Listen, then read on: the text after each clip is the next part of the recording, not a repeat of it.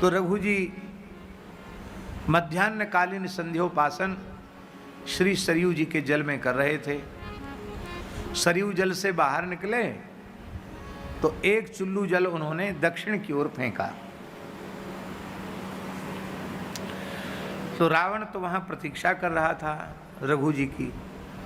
रावण ने कहा, महाराज आप बड़े ब्राह्मण भक्त हैं और कोई ब्राह्मण किसी भी प्रकार की भिक्षा मांगे आप उसे मना नहीं करते, तो मैं आपसे युद्ध की भिक्षा लेने के लिए आया हूँ।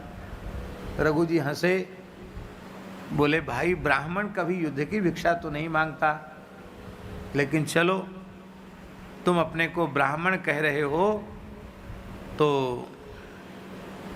मेरी निष्ठा को तुम सुन लो।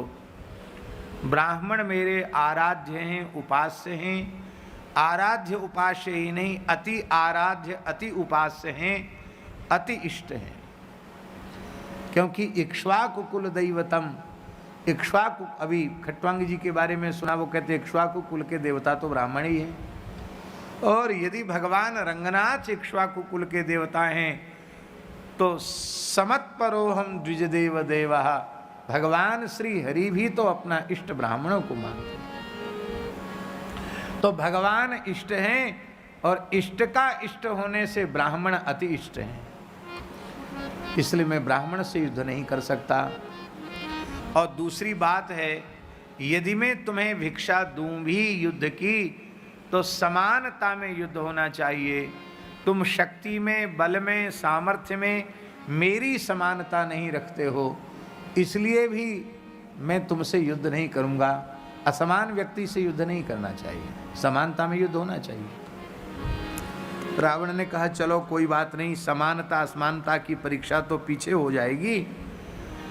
पहले एक बात बताइए कि संध्योपासन के पश्चात एक चुल्लू जल भर के दक्षिण को फेंकने की कोई विधि किसी कर्मकांड के ग्रंथ में तो नहीं है, तो ये आपने क्या किया?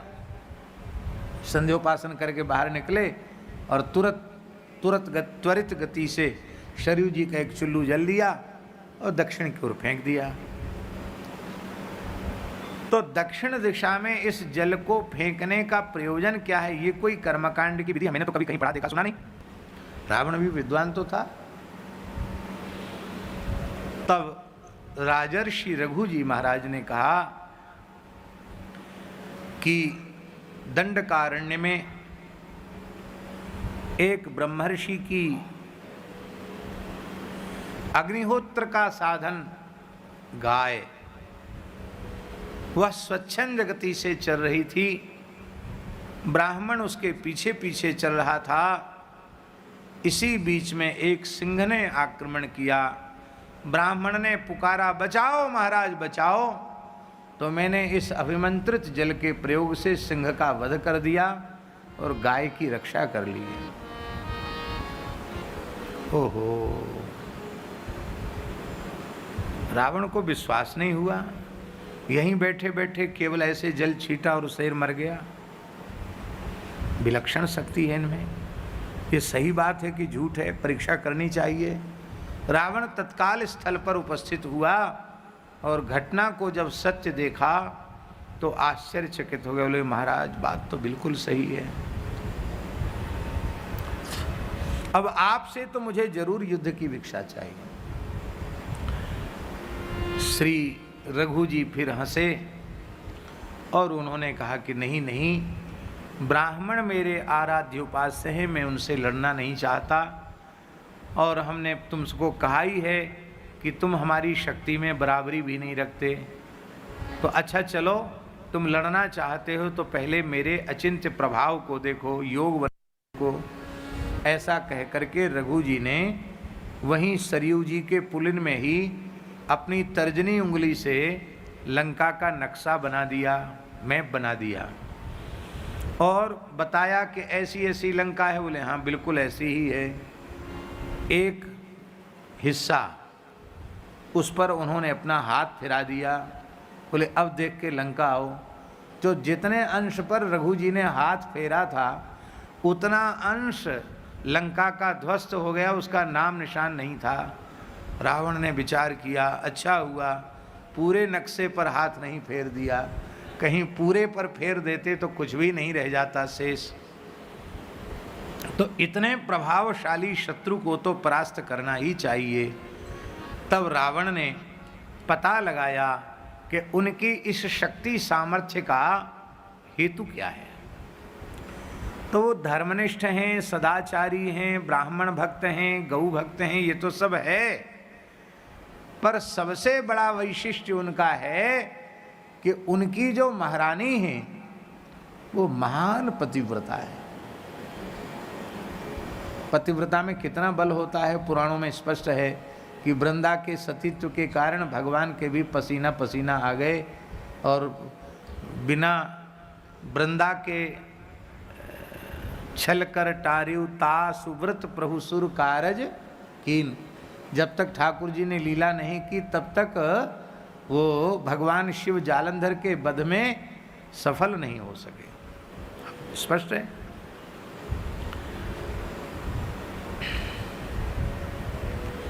तो रावण बहुरूपिया तो थे ही। रावण ने रघु जी का रूप बनाया। एक दिन रघु जी सरयू किनारे संध्योपासन कर रहे थे, सायं संध्या कर रहे थे, और रावण रघु जी का रूप धारण करके श्री अयोध्या में राजमहल में प्रविष्ट हुआ। तो महारानी ने देखते ही कह दिया कि ये मेरे स्वामी नहीं हो सकते, ये उनका स्वरूप धारण करके कौन राक्षस यहाँ घुस गया है, निकालो इसको। और यदि तू आगे बढ़ेगा तो मेरी दृष्टि पड़ते ही दग्ध हो जाएगा। रावण डर के मारे भाग गया। जब लौटकर आने पर रघु जी ने इस उपद्रव को सुना तब तो निश्चय किया कि इस उपद्रवी को तो अनुशासित करना ही चाहिए। तब आपने अपने तरकस से एक बाण निकाला, और जब बाण निकाला तो तत्काल श्री ब्रह्मा जी प्रकट हो गए। बोले महाराज, मैंने रावण को लंबी आयु दे रखी है, मेरी लिपि को न मेटिए, हैं? आप उसका वध न करें, आप क्षमा करें उसको। रघु जी ने कहा कि मैंने संकल्प पूर्वक बाण तरकस से हाथ में ले लिया है, अब बिना रावण वध के ये तरकस में प्रविष्ट नहीं हो सकता। ब्रह्मा जी बोले हमको दे दो, आगे आपके वंश में प्रभु अवतीर्ण होंगे तब इसी बाण से वो वध करेंगे।